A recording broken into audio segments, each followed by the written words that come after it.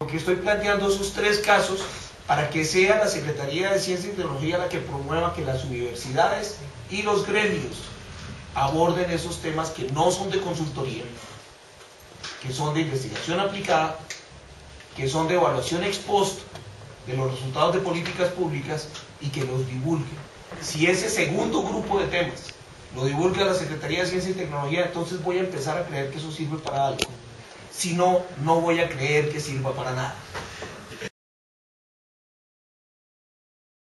Las redes sociales hay que ponerlas, Facebook, Twitter, el internet, correo, la página, porque eso es fundamental. Pienso yo que ustedes, aparte de la página, deberían de tener, presumo que lo tienen, un Face, que todo el mundo tenemos acceso a un Face, y a un Twitter, ¿no? Si es el caso, si queremos Twitter, ¿no es cierto? Entonces, las redes sociales son fundamentales.